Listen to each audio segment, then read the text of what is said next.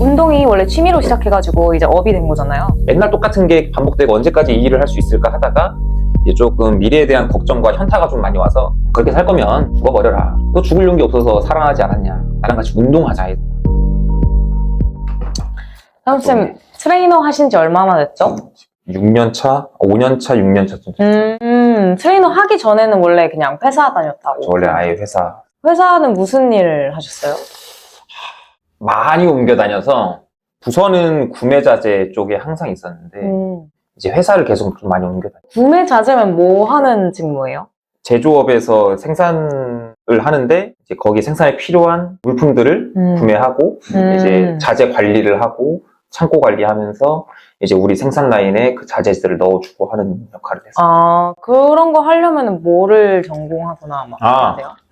이거는 유일하게 전공이랄 게 없어요. 제가 체육 전공을 했다가 현실의 벽을 느끼고 돈벌이가 안 되니까 회사 생활을 해야겠다 했는데 뭘 해야 될지 모르다가 사람이 뭐 알바천국 뒤지다가 이제 자재과가 나오길래 자재과에 한번 지원을 해봤죠. 아무런 스펙이 필요 없다고 하길래 그래서 했는데 잘 맞길래 그쪽으로 쭉 가야겠다 했었던 거였어요. 구매 자재 일은 몇 년 하신 거예요? 7년 정도 했다. 7년. 6, 7년 정도. 오래 했네. 근데 그 6, 7년 과정에서 계속 옮겨 다녔으니까. 옮기는 거. 이직은 몇 번 한 거예요, 그러면? 이직은 상당히 많이 했죠. 5번. 아, 진짜? 7, 8년? 거의 1년에 한 번 옮긴 거네. 그쵸. 그러니까 1년을 채운 게 2개밖에 없어요. 계속 이직을 하다가 회사 자체를 아예 끊어내고 트레이너가 되어야겠다라는 뭔가 전환점이 있었어요? 계기? 계기는 조금씩 진짜 딥한데 회사 생활을 계속 하다 보면 이 솔직히 어떤 회사원 분들이 다 똑같이 느낄 건데 한계가 있어요. 이게 되게 사무직 하면서 뭔가 하다 보면 맨날 똑같은 루틴에 쳇바퀴 돌듯이 출근하고 퇴근하고 맨날 똑같은데 성취가 많이 없달까요? 게다가 구매자재의 부서는 이익을 막 내는 부서도 아니고 그냥 똑같이 생산 라인 끊기지 않게 회사에다가 이제 계속 생산을 할 수 있게끔 만들어주는 곳인데 불같은 따다닥 해가지고 타오르는 그런 성과가 없으니 맨날 똑같은 게 반복되고 언제까지 이 일을 할 수 있을까 하다가 이제 조금 미래에 대한 걱정과 현타가 좀 많이 와서 정신 이상 증세 마냥 거의 막 우울증이 심하게 왔어요.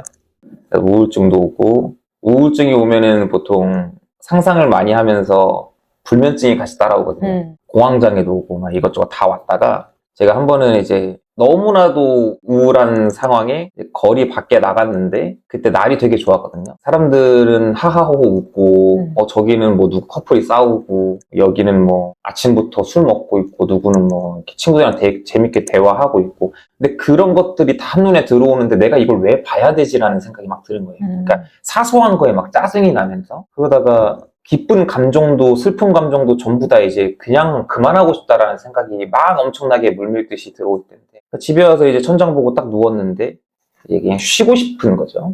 그래서 그 당시에 이제 먹던 약이 항우울제랑 신경안정제랑 수면제랑 공황장애 약도 먹고 ADHD 약도 먹었고 한 번 이제 진짜 결심을 딱 했어요. 사실 못된 결심이긴 하지만 정신과 약은 최대로 받을 수 있는 게 28일치예요. 그거를 3달치를 모았어요. 그러니까 불면증인데 잠도 거의 못 자고 안 먹고 3달치를 모았어요. 처음에는 그거를 3달치를 다 한 입에 털어놓고 죽어야겠다라는 생각을 해서 이만큼 쌓아놨는데 너무 많으니까 안 들어가겠네. 그래서 안 되겠다 해서 반으로 잘랐어요. 1달치 정도를 한 입에 넣었죠. 먹고 나서 이제 바로 누웠어요. 거진 한 1분 지났나? 갑자기 살고 싶은 욕구가 막 치솟아가지고 화장실 가서 이제 손가락 넣고 다 토를 했죠. 제가 전화를 했습니다. 119에다가. 바로 구급차 보내겠다 해서 타고 가서 거기서 이제 위세척을 했죠. 이틀간 좀 회사 쉬면서 안정적으로 지내다가 사람이 현타라는 게 주기적으로 오잖아요. 또 현타가 또 찾아와서 이게 맞나 싶다가 그때부터 이제 집 밖으로 안 나가기 시작했어요. 히키코모리 마냥 거진 그냥 일집 반복하면서 동네 형이 그렇게 살 거면 죽어버려라. 너 죽을 용기 없어서 살아나지 않았냐. 나랑 같이 운동하자 해서 시작한 게 헬스장이에요. 억지로 계속 저를 끄집어내서 헬스장 가가지고 같이 운동을 하다가 저는 이제 진심반 장난반으로 내가 죽거든 영정사진을 바디 프로필로 박아보고 싶다 라는 생각으로 이제 PT라는 거를 그때 처음 받아보기 시작했죠. PT를 받으면서 뭔가 조금씩 몸이 변화가 생기네 그러면서 진짜 영정사진 진짜 실현 가능하겠다 해서 바디 프로필을 향해서 이제 쭉쭉 가고 있었죠. 그래서 바디 프로필 딱 찍고 내가 원하는 그런 목표, 바디 프로필이라는 목표도 성취했고, 그러니까 이제 좀 정신이 괜찮아졌나 봐요. 그래서 또 그렇게 또 살다가 회사 생활 또 하다가 또 이게 또 도진 거예요. 이게 주기적으로 찾아오니까. 그래서 근데 어쨌든 운동이라는 건 이미 루틴이 만들어져 있어서 계속 하고 있었고, 남은 PT도 계속 하다가 한 번 더 이제 PT가 끝나고 한 번 더 그 선생님을 찾아갔어요. 이번에는 프로필뿐만이 아닌 대회를 나가보고 싶다 해서 프로필이랑 대회를 같이 준비했죠. 하다가 그 PT 선생님께서 혹시 같이 일해보실 생각 없으시냐 해가지고 이거 고민이 되는 거죠. 헬스업계라는 거를 그 당시에는 대충 주어만 들어서 사실 소문이 그렇게 좋지는 않잖아요. 맞죠. 이 업계가 아직은. 이거 그래도 조금 더 자유롭겠다. 비전이고 뭐고 일단은 좀 자유롭겠다. 이 지금 현실에 내가 가진 현실에 대해서 좀 벗어날 수 있겠다. 도피처가 된 것 같은 느낌이지만 그래도 차곡차곡 쭉쭉 준비하다가 이제 헬스장에 들어간 거죠. 그때부터 이제 트레이너를 시작했는데 막막했어요. 그때는 뭘 모르니까. 운동이 원래 취미로 시작해가지고 이제 업이 된 거잖아요. 트레이너를 처음 시작하고 차이를 어떻게 느꼈어요? 취미였을 때와 업의 차이. 별반 차이는 없었어요. 처음에는. 그러니까 내가 취미 생활을 하는 공간에 내가 일을 한다라는 게 낯설기도 한데 되게 재밌고 사람들과 대화하는 것도 재밌고. 근데 이것도 그냥 어느 순간 좀 적응이 된 것 같은데요. 딱히 그럴 게 없는 것 같아요. 취미랑 일이랑 나뉘었다 하기보다는 맨날 똑같은 공간에 있다 보니 그냥 내가 여기서 일을 하는구나가 된 것 같아요. 근데 요즘 운동 많이 안 하잖아요. 아니 왜 운동을 분명히 취미로 했을 때는 더 열심히 했을 것 같은데 일을 하고 나서 운동을 좀 덜 하게 된 거예요? 이게 변명이 되겠지만 지금 여기 말고 전에 있었던 센터가 대형 센터였어요. 회원님들이 물밀듯이 옵니다. 그래서 뭐 누군 아프네, 누군 못하겠네 이러는 걸 제가 컨트롤 못하니까.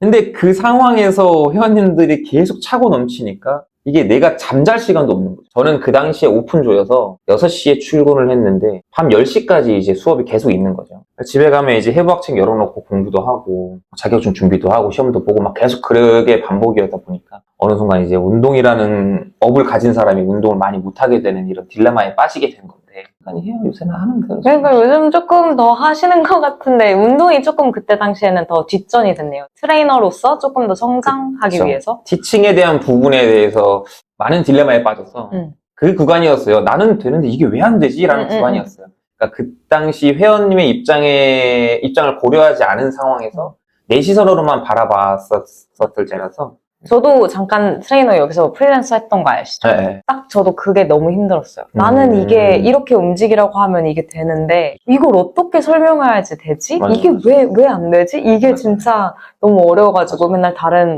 쌤들한테 이게 왜 안 될까요? 막 너무 그랬어요. 그걸 어떻게 극복했어요? 그냥 공부하면 돼요. 계속 공부하면 돼요. 단순하게 해부학만 보는 게 아니라 역학이나 뭐 움직임 자체를 보는 거, 뭐 기능성 운동들 이런 것들 많이 찾아보고 대부분 헬스장 오는 사람들이 젊은 사람들은 몸을 만들기 위해서 가꾸기 위해서 남들한테 잘 보이기 위해서 뭔가를 만드는데 대부분 직장인들이나 40대 50대 뭐 어르신들 시니어 운동들은 전부 다 이제 조금이라도 건강하게 어디 아픈 데 있으면 여기 좀 안 아프게 일상생활을 좀 편안하게 하고 싶어서 운동을 한다라고 얘기를 하시거든요. 근데 대다수의 고객층들이 대부분 그런 사람들이 많아서 제가 오히려 그쪽을 더 판 것도 있고 해부학적인 측면에서 보면은 정말 1차원적인 움직임밖에 안 나오는데 역학이나 이 사람이 여기를 썼을 때 이렇게 이것만 쓰는 게 아니라 복합적으로 다 쓰는구나를 조금만 이해할 수 있으면 금방 그거에 대해서 알게 되거든요. 그래서 어느 순간 이제 이게 쌓이는 거, 데이터가 쌓이는 거죠. 그러다 보니까 이제 어느 정도 딱 보면은 뭐가 좀 나오고 이 사람 보면은 이럴 것이다 라고 제 속으로 예상한 다음에 딱 대입시켜보면 맞네 이러면 데이터가 하나 더 쌓이는 거예요. 그런 데이터가 쌓이다 보니 어느 순간 티칭에 대한 부분이 조금 더 늘어나지 않았을까. 트레이너로서 성취감은 혹시 그런 회원님의 변화를 봤을 때 성취감이 어떤 부분에서 느껴요? 처음에는 아무래도 트레이너는 이제 수업료를 받고 살기 때문에 매출적인 측면에서 당연히 올라가면은 성취감을 많이 느꼈죠. 그 매출에 대해서 조금 어느 정도 성취를 많이 느꼈다가 어느 순간 이제 피드백이 막 와요, 회원님들한테. 내가 진짜 어떤 문제에 대해서 고민하고 공부하고 회원님한테 적용시켰는데 안 되고 하다가 어느 순간 딱 적용이 되는 회원님들이 너무나도 좋았다 이런 식의 피드백이 들어오면 그때 이제 그 희열은 진짜 말로 못할 정도로 너무 좋습니다. 지금도 그런 피드백에 조금 춤을 추게 돼요? 그쵸. 그러니까 확실한 비포 애프터가 아니더라도 이 사람의 일상생활을 내가 개선해줬다라는 게 어느 순간 제 머릿속에 들어오면 그때 이제 갑자기 팡 터진. 회사에서는 약간 따박따박 월급이 들어왔는데, 이제 트레이너는 되게 매출에 많이 영향을 받잖아요. 그런 이제 불안전한 수입으로 이제 왔을 때 어떤 어려움이 있었어요? 처음에 매출을 못하면 저희 센터, 지금 센터는 안 그렇지만 전 센터는 이제 월급이 반으로 깎입니다. 매출을 하지 못하면 월급을 그러니까 제대로 못 가져가니 이제 미친 듯이 매출을 하는 건데 아무래도 매출 압박이 제일 힘들었었던 거고 회사는 사실 월급 루팡을 해도 사장님만 모르게 하면 내 할 일만 다 하면 월급이 다 들어오니까 어떻게 보면 트레이너도 영업이잖아요. 영업하시는 사람들은 다 아시겠지만 이게 남의 주머니에서 돈 꺼내기가 진짜 힘들어요. 내가 이 물건을 사겠다고 와도 고민하는 사람이 고객이기 때문에 너무나도 힘듭니다. 어느 순간 조금 그 부분을 내려놓고 저도 제 수업이나 티칭에 대해서 조금 더 진심을 다해서 하다 보니 이제 회원님들이 찾아오고 소개가 이어지다 보니 매출은 또 자연스럽게 이어지는 구조다 보니까 또 그 부분에 대해서 어느 정도 일정량이 해결은 됐는데 이게 센터를 또 옮기다 보면 거기에서 또 주변을 좀 그러니까 회원님들을 좀 알아야 되고 그러다 보니 새로 옮길 때마다 사실 매출 압박은 계속 있을 수밖에 없는 것 같아요. 그 매출 압박이 있는 거를 사실 트레이너 될 때 알지 않았어요? 그냥 선생님이 하자고 하니 그냥 들어갔죠. 그럼 만약에 알았다면 회사 왔다 안 왔다? 아하, 그래도 왔을 것 같아요. 그래도 가끔 트레이너 하면서 가끔 회사 생활을 그리워는 하는데 언제요? 이게 아침부터 밤까지 수업을 하려니까 이게 정신적으로든 몸적으로든 너무나도 힘드니까 이것도 아닌 현타가 와요. 내가 계속 이 일을 언제까지 할 수 있을까 하면서 너무 힘든데 좀 1시간만이라도 쉬고 싶은데 그럴 때 우리 회원님들이 회사원들이잖아요. 대부분 회사원들이잖아요. PT를 받고 집에 가실 때 조금 저는 거기에서 조금 나도 회사원이고 싶다라는 생각을 가끔씩 들긴 해요. 그래서 오히려 더 회원님들의 그 변화, 그러니까 회원님들의 피드백에 더 집착을 하는 것 같아요. 거기에 대해서 좀 더 희열을 얻고자. 도파민이 없으니. 그런 거죠. 그러면 아까 말씀하셨다시피 헬스 트레이너는 세일즈도 해야 되고, 뭐 영업해야 되고, 운동도 잘 가르쳐야 되고, 공부도 따로 많이 해야 되고, 되게 시간을 많이 쏟아야 되는데, 제일 현타 오는 부분은 뭐예요? 사람에게서 좀 힘든 거는 회원님들의 거짓말? 이게 조금 힘들고. 어떤 거짓말? 가끔 이제 누가 봐도 아프지 않은데, 이제 아프다. 모쇼를 내거나. 왜냐면 약속인데. 맞죠. 선생님과 했던 약속. 저의 시간만 날리는 게 아니라, 그 회원님의 시간도 날리고, 그 시간대를 원하는 회원님의 시간대도 날리는 거라고 생각을 하기 때문에, 그 부분에 대해서 좀 현타가 오는 부분이 하나 있고, 금액적인 부분에서는 아무래도 저랑 이때 할게요 라고 해서 어느 정도의 계획을 세워놨는데 갑자기 이제 못하거나 할 때 조금 아쉬운 부분이 있죠. 현타가 온다기보다는. 그리고 회원님한테 이런 부분이 안 좋은 것 같아서 뭔가 딱 적용을 했는데 참 잘 안 나왔네. 그때 내 그 지식이 잘못됐나라는 생각이 오면 살짝 현타가 오는데 그건 아직까지 저에 대한 부족이기 때문에 그렇게까지 현타가 오진 않고 제일 많이 현타가 오는 건 그냥 그 소통이죠. 아무래도 회원님들 간의 소통. 전 아까 거짓말이라고 했을 때 먹은 거 거짓말이지. 먹은 거 거짓말도 많긴 해요. 많은데 사실 그거는 저는 속여도 본인들은 못 속여요. 어쨌든 현타는 그 당사자들이 제일 많이 올 거예요. 그치. 나는 돈을 써서 PT를 받았는데 거울 보니 변화가 없네 하면은 그 본인들이 제일 많이 올 거고 그분들은 이제 이렇게 생각이 박힙니다. 나는 PT를 해도 안 되는구나. 하지만 당사자들이 제일 잘합니다. 그치. 살 빼는 법 누구나 다 알아요. 몸은 거짓말하지 맞아요, 않죠. 맞아요. 절대 안 합니다. 저는 그래서 운동이 좋아요. 그쵸. 몸은 진짜 거짓말하지 않고 내가 노력한 만큼 이렇게 반응을 볼 수 있으니까. 사실 회사 일이나 이런 거는 내가 노력해도 컨트롤하지 못하는 부분들이 많잖아요. 근데 맞아요. 운동이랑 몸은 내가 다 컨트롤할 수 있으니까 그게 저는 제일 좋은 부분이고.